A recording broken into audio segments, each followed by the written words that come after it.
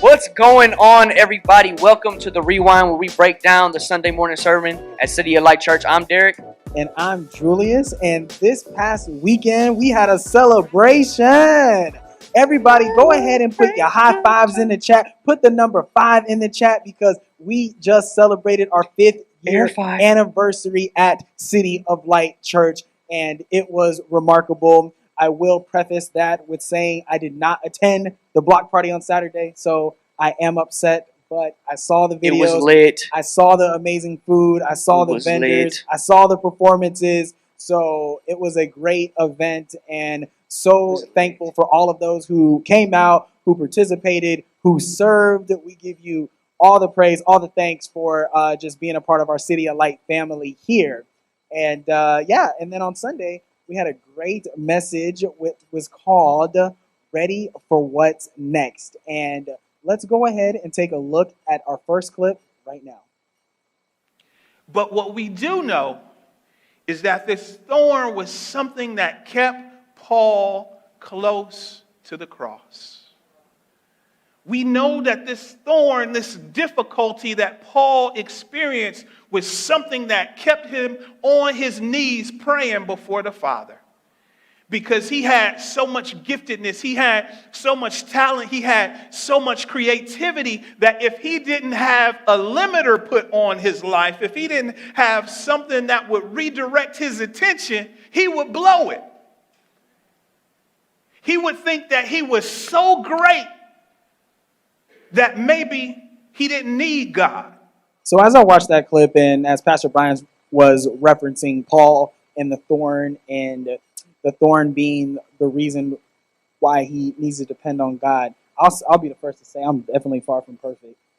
There's areas in my life where I struggle, and I continuously struggle, and I've definitely spoken to God about it. Yeah. And then it puts things into perspective as like, if that thorn or that thing that I'm dealing with wasn't like an issue, am I still going to be the same person that's going to communicate and pray and speak to God on a normal basis? Yeah. So I totally related to this part in the sermon personally, because I'm like, man, it's a heart check almost, and it's like, are you gonna be still praising God when things go right, or are you gonna just or are you gonna feel like, oh man, my life is going so smooth, so great that I'm gonna just be able to do things on my own?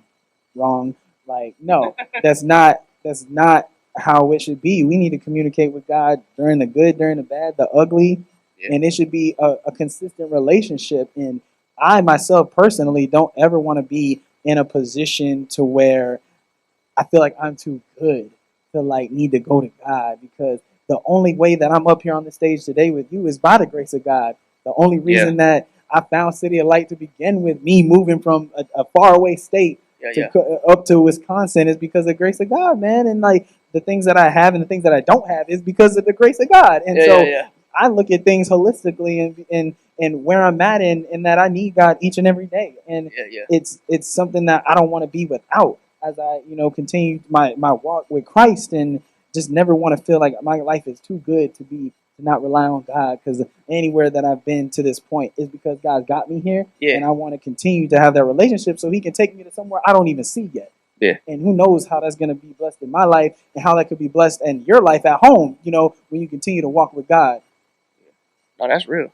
I think it's humble of you to even acknowledge the fact that moving from Tampa to Milwaukee is God's grace. You know what I'm saying? Because most people, I know me, I would not be happy if I had to go from Tampa to Milwaukee. So to be able to have that understanding to go into the message, about a thorn, is having that understanding of like where God wants us to be, where God is leading us to be. It's not all about what we want. It's about what God is trying to get out of us. And a lot of the times, it's not always going to look how we want it to look. And that's real, bro. It's like, and it's that thorn, like you said, it's that thorn that is there to constantly remind us, like he said, to get on our knees, bro. And I have so many moments where I get into prayer, or I get into a moment of worship, or I get into a moment of just like falling out before God, like, man, dude, I don't know what to do. And if it wasn't for those moments, would I seek him? You know what I'm saying? And it's like that's what he was kind of trying to get across to us is that this was this thorn. You know, before he said, what was the quote that he said about Mike Tyson? He said we all have a plan until somebody gets punched in the face. Yep. And it's like, so sometimes it's that punch in the face that kind of throws you off your plan and reminds you like, oh, okay, wait, what am I supposed to be doing? And then you go to God because it's like, okay, wait, God help me out. You know what I'm saying? It's like, it's that the reminder, that touch on that thorn, that you know, because he said it wasn't just a little thorn. It was like a spear. It was like a stake. Yeah, you know what I'm saying? That's what it was. All you got to do is flick the stake, or all you got to do is accidentally bump into it, or run it up against something. And you're reminded, like, oh, okay, God, like, you know what I'm saying? So it's that thing that's there that constantly reminds us, hey, God, I need you. God, where you at? God, help me out. You know, and because like you said, if I didn't have it, what would I do? Would I really seek him? Mm-hmm. You know what I'm saying? So it's that reminder, like, hey, God, I need you. Yes. You know what I'm saying? I think there's, like, Pastor Brian mentioned it at the beginning of the sermon, but there's beauty in the pain. And there's, like, there's a purpose for what we go through. And so that thorn that's inside of you, it has a purpose. It's not just there to just continuously bring you pain. It's not just to continue to rely on God, but there's a reason for it. And then in time, it will be shown to you. And so that's just something I thought about, that whatever people like myself, or if you're going through difficult struggles and stuff at home, that it's part of your story, it's part of your journey, and what comes out of that is going to be something beautiful. Yeah, no, that's real. And I mean, I think, going into the next clip, we're going to kind of start to get into that, where it talks about unanswered prayers. Check it out. That sometimes there are things in our lives that we will pray for to be delivered from, and it won't happen. And I know that flies in the face of some of us who want to say, like, I just pray for it, and everything that I pray for, I just get it. And I just believe that the Lord, that he only wants me to walk on rose petals and red carpets. But understand, God has a purpose in the pain that you go through. And until we are honest about this, we won't see his power fully manifested in our lives. So this clip kind of made me think, and I said unanswered prayers, and I think that's what it made me think of is like when God, like, I feel like we try to ignore the answer. You know what I'm saying? We ignore the first answer. Like what he really tells us, and we ignore it, and we keep coming. Like Paul kept coming. He came multiple times, and God was like, bro, I'm not doing it. You know what I'm saying? And I think that's kind of the thing, is really we gotta learn, like what you said, like what you brought up earlier, like going from Tampa to Milwaukee. Will be rough for some people. You know what I'm saying? But having the clear perspective to understand, okay, this is a God thing. And a lot of times it's not always going to be what you want. It's not always going to be pretty. You know what I'm saying? It's not always going to be, like he said, rose petals, red carpets. It's not always going to be, the limelight. It's not always going to be all about you. A lot of times God isn't calling you for you. Most of the time, he's not calling you for you. He's calling you to help the person next to you, or help somebody in your community, or to help somebody that, you know what I'm saying? And it's just kind of crazy to know, like, yeah, like we got to have that understanding, that humility to be like, all right, God, I get you. Like we got to line our hearts up with what God is saying, what God wants to do. Oh, no doubt. And to keep it real, like, and as you mentioned, like when you don't have an answer to a prayer, and being accepting of that. Like, if I've been in situations where I prayed on something and the answer's been flat out no, but yet I've said, nah, man, that can't be right. Like, no, right. Like, this gotta happen. Like, no, but like, in the power in a no is just as great as a power in a yes. I don't understand in the moment what God is protecting me from, what he is trying to maybe work out even greater than what I'm praying on. And so, like, when you don't have it, either you hear silence or you have a no reply, it doesn't mean that's the end. Yeah. There could be just an alternative situation that is being in the works that we can't even see. Right. That is going to be abundantly more better than what we even originally prayed for. Right. And so I think I've learned that as I've just grown in my prayer life to understand that, literally let it be your will and not mine. Right. When I go into my prayers, and at the end of the day, God is going to know what's best for me, even when I think I do. Right. And that's something that is really something. It could be tough to understand, especially someone who may be new to faith. To Right. be like, yeah, yes, I commit my life to Christ. That doesn't mean you get everything you want from here on out. It doesn't Right. work that way. Right. It's supposed to make you a better person. You're walking in obedience. You're starting to be more serving not to other folks. And so as I start to me personally grow in my faith, I started to realize that God is going to do what He feels is going to be best for me, Yeah. not the other way around. It's Right. like I'm gonna do what I want to do. Like no, Right. no, no, no, no. And so it takes humbleness, humility. It takes maturity Most to definitely. to really understand what who God is, and how and it teaches me to be patient too. Yeah. Yeah. To be like, all right, God, I'm talking to you about this. You haven't really revealed anything to me, or maybe you did, and then that's it. Right. And so I'm patiently waiting for what you're going to call me to next, or what you're going to plant in my mind that Right. the route I should go. So just unanswered prayers isn't the end. Right. It could be a new beginning. Right. No, that's real. And it's there's two words that are always difficult that we hear, especially walking with God. First, we were talking about humility, right? And second is obedience. Like those two words, people hate to hear. For one, they sound so. Sometimes they can come across as cliche, but at the same time, it's legitimately like you got to have humility to be able to understand what God is saying to you, and then have the obedience to actually carry it out. And that obedience is scary, man. But based off of everything that you said, and going into talking about obedience, we're going to go into this next clip that kind of talks about what we can do with this no. Can you continue to serve God even when He says no? I want to ask you, where is your attitude when God tells you no?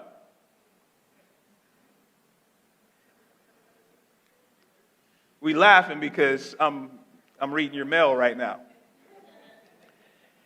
When God says, no, I cannot bless this thing right here, do you go after it anyway?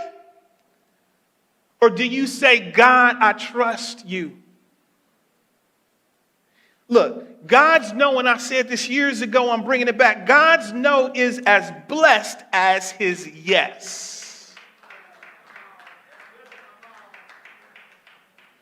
When God says no, He is empowering you to prosper as much as when He tells you yes. Yeah, man. It goes back. This kind of goes back to what you were saying, but it just kind of digs into it a little deeper to where it's talking about like that attitude, carrying yourself like it can be easy for us, especially look. I'm a parent, so I can relate this, obviously too. When I tell it's as a parent, it's really hard sometimes to tell your kids no because you know how to.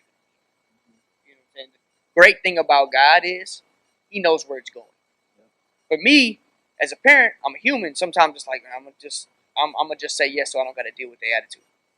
You know what I'm saying? But for God, it's like I don't care about your attitude.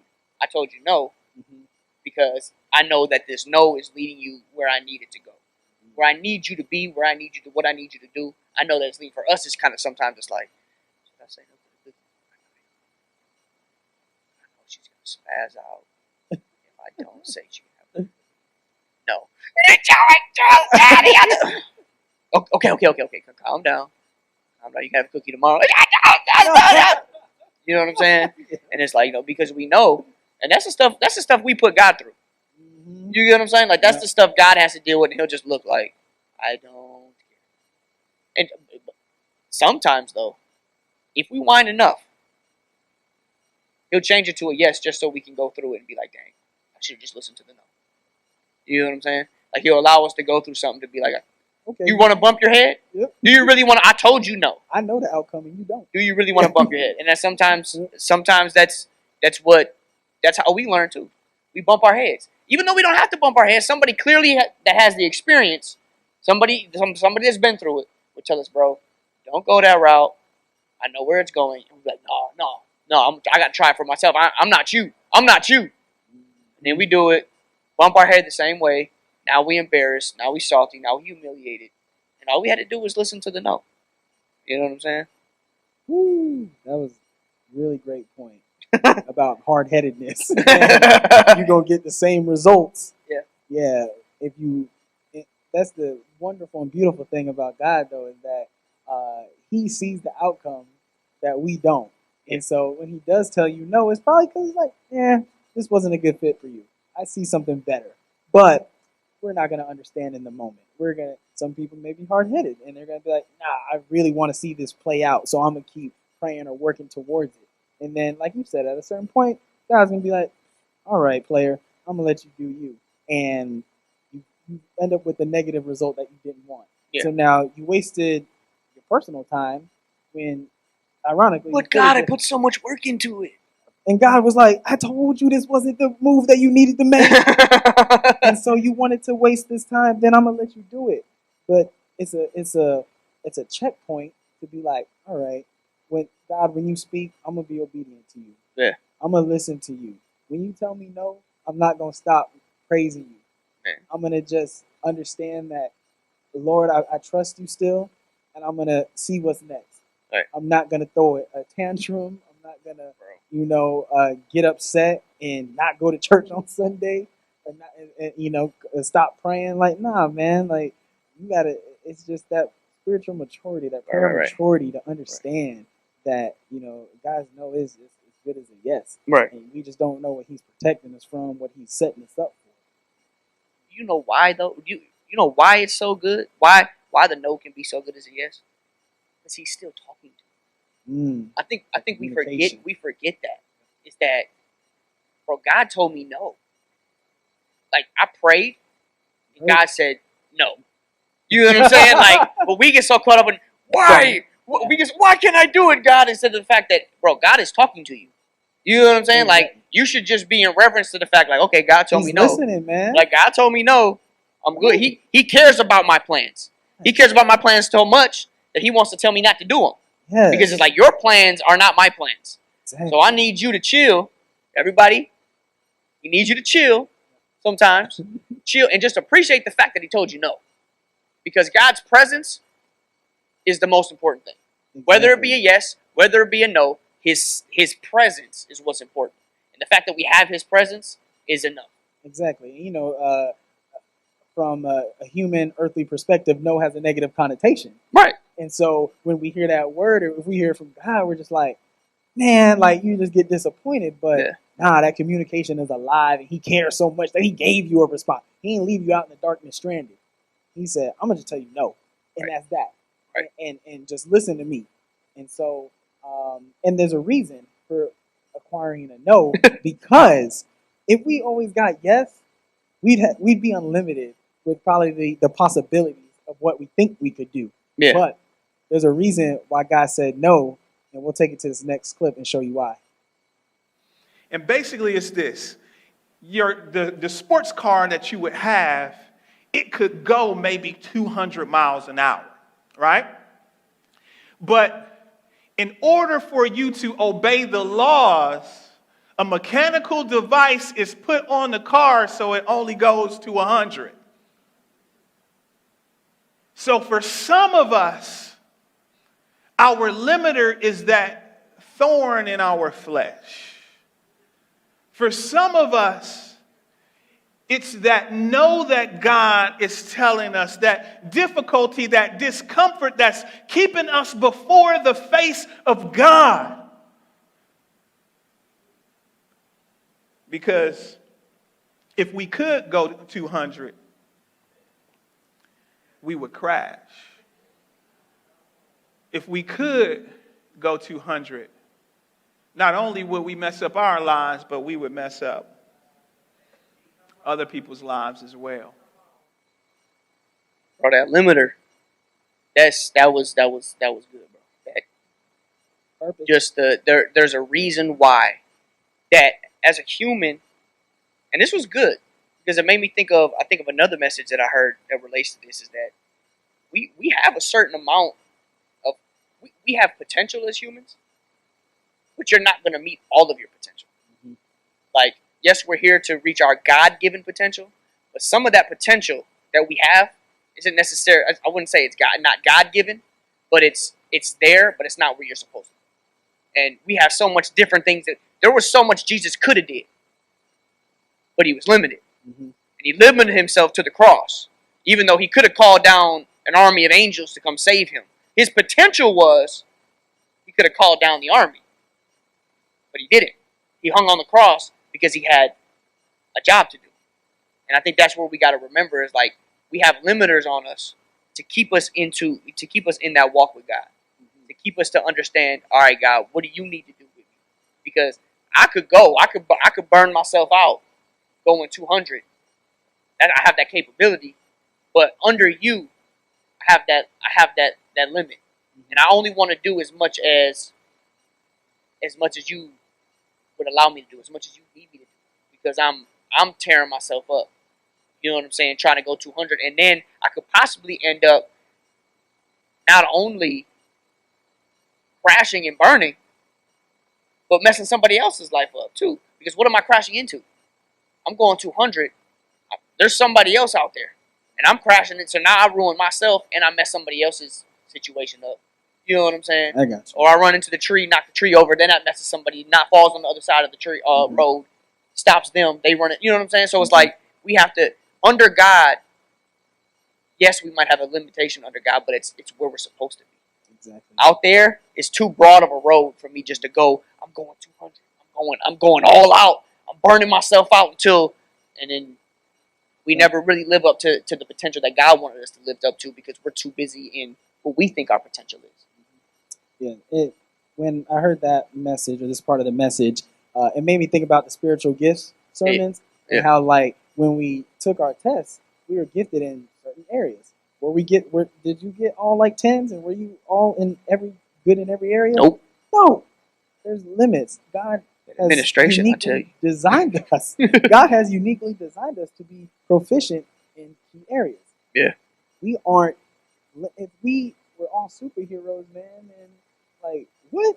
Right. Like what are we? Like why would we need each other? But God didn't design us to be that way. He said, "I'm gonna make you, Derek, somebody who's good at this. I'm gonna make myself, Julius, you're gonna be good at this. But I'm gonna need you guys to work together because in areas where you're not as strong, this is where this person can complement you. And so this is how we were designed. Right. Not to be, Mr. Know-it-all, Mr. Show-off, highly educated and wise, like know everything. No, we were specifically created for a unique purpose in mind. And so when we think we want to do X, Y, and Z things, God is going to narrow it down because he's like, nah, I'm setting you up for this. For this, I want you to walk in this path. Yeah. When you start drifting off, and there's nothing wrong with having dreams and visions. There's nothing wrong with that. And God will supply those to you sometimes. Yeah. There's nothing wrong with that. But when you start to drift off Mm-hmm. from where God has intended you to go, Mm-hmm. that's where you get into that crash and burn scenario Mm-hmm. because you're chasing after something that was never intended for you to begin with. Right. I picture like an expressway, and when everything's going smoothly, everybody's going their route. You know what I'm saying? Or everybody's on going the same direction, on the same path. We're all helping each other out by going certain speed limits. Some of us are in the fast lane, some of us are in the slower, but we're all doing when it's working perfectly. Mm-hmm. Then you have those people that are in the fast lane going slow, and it throws everything off. But then you also have those people that are flying, and then it messes up. Going too fast. It messes up the vibe. Yeah. Of course, it's fun. If you're that person, it's fun for that person. The exhilaration, I'm gonna fly through here, watch. You know what I'm saying? But just because it's fun doesn't mean it's where you should be. And then it ain't safe. A lot of the times, that's what now throws off everything. Is when you see that person doing it, now everybody gets tense. Everybody's like, "Whoa, what's gonna happen?" Yeah. You know what I'm saying? But when everybody's going about the same pace, everybody's going according to how it's supposed to go. we're all helping each other get to a place. And I think that's what it is that you're not just in this for yourself. You know what I'm saying? And I look at it like a lot of the times when I see people drive sometimes, I always say, I don't know how many gamers we got out there, but I don't know if anybody's played Grand Theft Auto. I feel like literally some of these people have got done playing Grand Theft Auto, get in their car, and go drive around like everybody else's computer players. The game. You know what I'm saying? Like, no, bro, these people that are driving have kids in their car. These people that are driving have a life to live. And you flying like you're the only one that exists. And we got to remember in this walk with God, we're not just walking for ourselves. We're walking for the other people on the road as well. We're all trying to get to the destination together. And you're trying to force yourself to a destination, putting other people in danger. And then probably won't even make it because by the time you get there, like you said, you're going to crash. Or you're going to go a place that you're not even paying attention to where you're supposed to go because you're going so fast to go to where you want to go. You don't miss the exit. Right. You don't went to your exit and God said turn here. Right. Exactly. And there's nothing wrong with having weaknesses. There's nothing wrong. There's nothing wrong with not knowing everything. There's nothing wrong with being that you're not good at everything. Yeah. Because when we are weak, this is where God's presence really shows up. So let's check out this next clip. What is grace? Now say these two things. What is grace? It's undeserved favor, but it doesn't stop there. It's also unreserved power. So God's grace, because oftentimes we say, okay, it's something that I'm getting that I don't deserve, yes, but it's also power to accomplish something that you could not do without him. I like how he finished that off, because obviously we all know grace. We all look at grace the way of whether you blow it out of proportion and you're one of those people that's like, God loves me, forgives me, and it doesn't matter what I do. Whether you're one of those people or you actually understand, like, hey, I don't want to abuse this grace, but I still appreciate that it's there because I know I'm not perfect. Grace is still that. Grace is still what we don't deserve. But the power to help us accomplish things, I think speaks volumes because we don't really consider that side of grace. And I think it's crazy because God gets way more glory out of something that looks that somebody can connect to you and be like, man, you couldn't have did that on your own. But a lot of times we do so many things on our own. We're man-made. We're self-made. So we self-made this. We worked hard for this. We grinded for this. We went after this, and we got it done. And it's like, okay, but that glory is for you. What are you allowing God to give you the strength to get accomplished that you know you couldn't do on your own? Because that's where he truly gets his glory. And a lot of the times that's through our weaknesses. Our weaknesses, God's most powerful through when we're weak. Through our weaknesses, through our wounds, through the things we've been through. That's where he gets the glory. Through our story, through our testimony. Not through our strengths. Because we can handle our strengths. But what can God really do? When we're strong, we're standing in the way. When we stand back and be like, God, no, work through this. Because I don't know how to work with this. Because this hurts. You took the words out of my mouth. Like, I think this where God gets his greatest glory is like through the trials and tribulations that you've seen you come out on the other side from. Yeah. I think that's something that resonates with me the most because I definitely have had seasons where I felt helpless. I didn't know what to do. Right. And to see where I'm at now, yeah, and to understand how God was in the works when I felt that where I didn't know, I didn't have a direction. Right. Like, this is where God is at work, man. And that is the beautiful thing here is that he's out here cooking up. He's out there cooking up something and we don't know. And it's like, all right, man. And then he shows up and it's beautiful. Right, at right. the end of the day to show how he's, walked you and guided you and got you through this time. Right. That is what really just speaks to me the most, where I just, just give glory and honor to God for who he is. Right. And that he's not going to let us, bear more than we can carry. He's not like we may stumble, but he's not going to let us fall. Right. That is something that it's just a constant reminder to me that no matter where I am in life, yeah, that God is there and God's going to see me through it, and he's going to be glorified no matter what is going on, no matter what the circumstance or situation. No, that's dope, man. To just know that's where God is with us, and it goes into to this next clip where it talks about us being handicapped and that being the reason why we need him. And it's the better place to be is to be in that handicap spot. Look at somebody and say, you can't handle it without having a handicap. You can't handle it without having a handicap.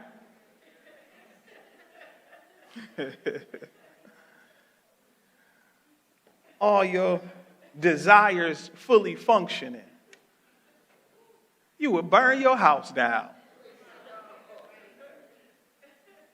You can't handle it without God putting boundaries and parameters in your life. Now I'll say this, and I'm preparing to close. His grace makes you able because your weakness keeps you close. All right. So I bet you ain't noticed about me. I bowled growing up. I'm a bowler. I bowled when I was in middle school. I took lessons. Oh. And on Saturdays was the matches.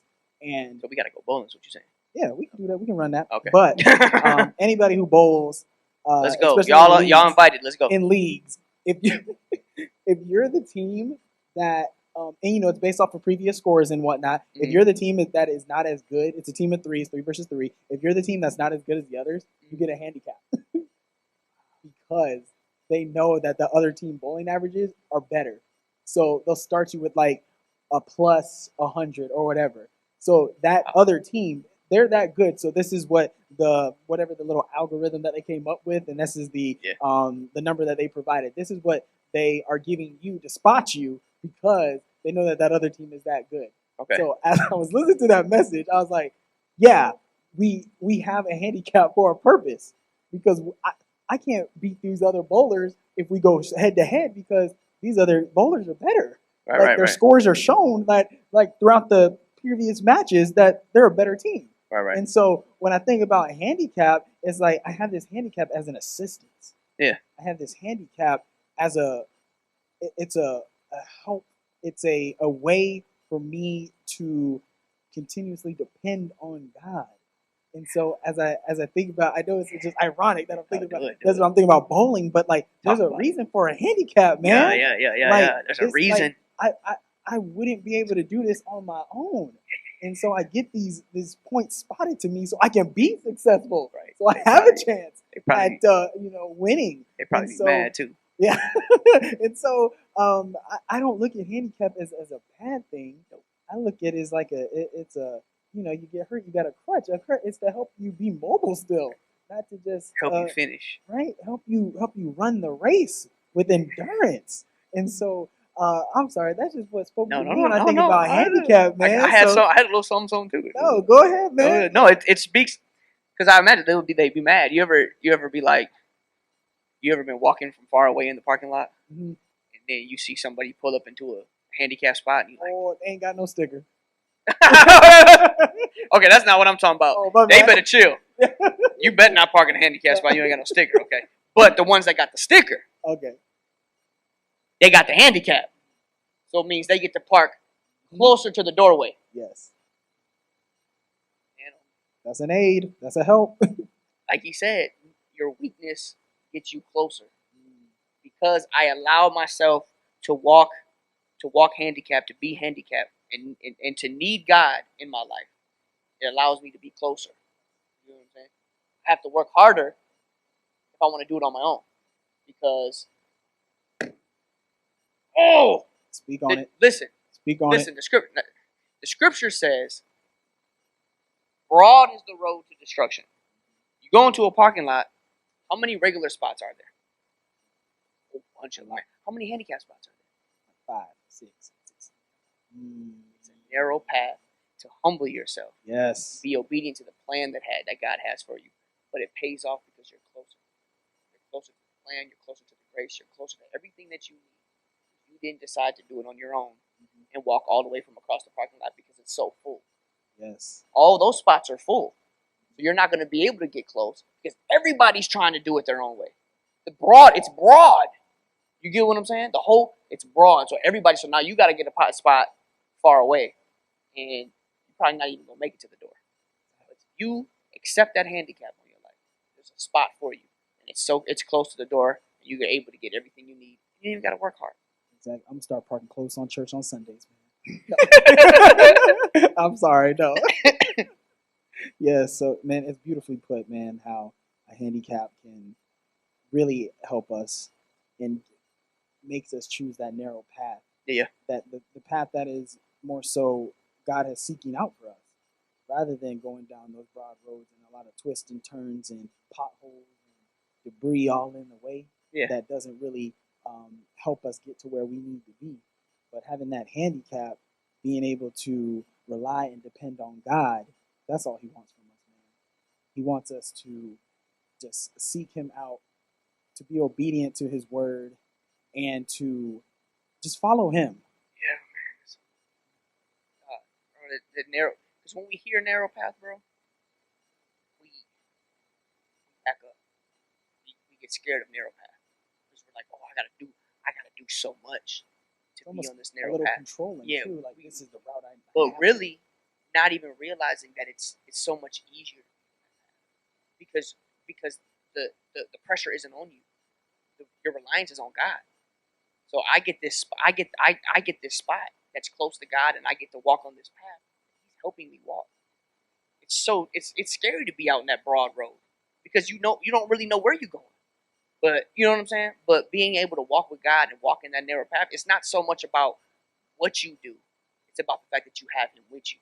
And because you have Him with you, because you humble yourself before Him, you're able to walk out that path with Him. You're able to walk this walk because He knows, oh, He accepted me into His life. He accepted my plan. He's trying His best to walk this walk with me. And then it makes it so much easier because now our weaknesses have strength because they have His presence. We have His power. So everybody out there, don't be scared of the narrow path. Don't be scared to drive around with that handicap sticker in your life because it might be partially humiliating and partially embarrassing, but on the other side, it shows God's presence in your life. You know what I'm saying? That handicap sticker in your walk shows that you have His presence, and I would rather have His presence with me than me trying to be out in that broad road, trying to find a parking spot, trying to look cool. I want people to know and see God's glory in my life. So I'm going to try my best every day to put myself on that cross, to die to myself, to humble myself and understand, God, I want your ways, not mine. Because my ways don't make no sense compared to yours. You know exactly where you want to take me. So all you guys, draw into God. Give that thorn to God. Give those weaknesses to God. Because He wants to work it. If He says no, it's for a purpose. If He doesn't answer, it's because He already said no. Run with the no. Humble yourself. Be obedient to His plans so that you don't go out there and keep bumping your head on things that you didn't even have to bump your head on. So everybody out there, we love y'all. We thank you for watching the Rewind. Hope that this was a blessing to you. We hope that you continue to draw closer to God. Continue to allow Him to work through your weaknesses. And just continue to walk the easy route with God. Yeah, it might be narrow, but it's easy because He's your strength. And you don't have to rely. The pressure's not all on you. Y'all keep walking with God. Keep checking us out every Thursday at 7 o'clock. Hope y'all have a blessed night. Love y'all. See you next week.